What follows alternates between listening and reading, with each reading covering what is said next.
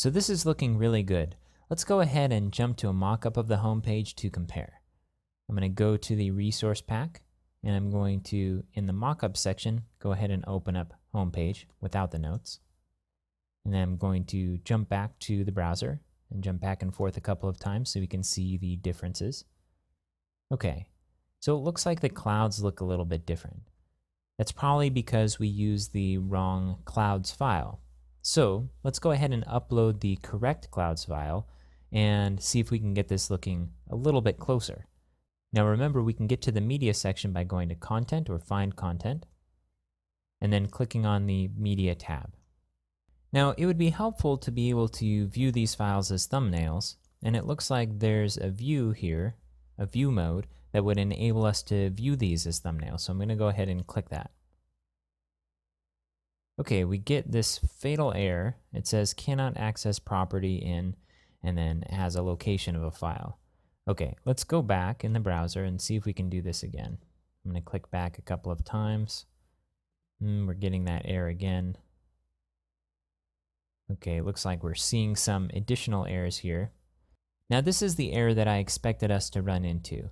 And so this is a lesson in crisis management.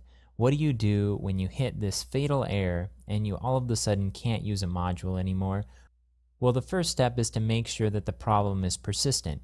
Maybe it was just something you did, but if you go back to the page the way that you came there, the error will be gone. So let's go ahead and see if we can view the media page without that error happening.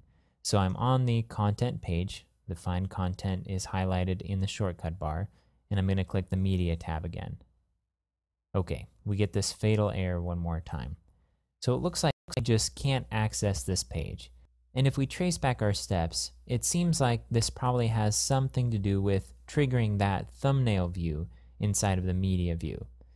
After you've verified that the error is persistent, it's not going away, the next step is to clear the site's caches. Now throughout Drupal there are several different caches that allow for performance boosts for Drupal by storing data that takes a lot of processing power to create. And sometimes these caches can get stale or out of date, especially if a module doesn't clean up after itself. So many times when you run into errors, clearing the caches can solve the problem.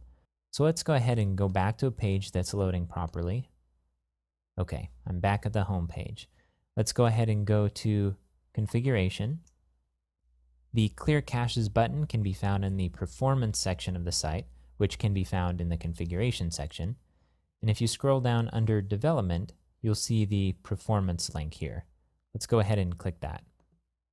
And at the very top of the page is this button that says Clear All Caches. Let's go ahead and click that. Okay, we get a confirmation that our caches have been cleared.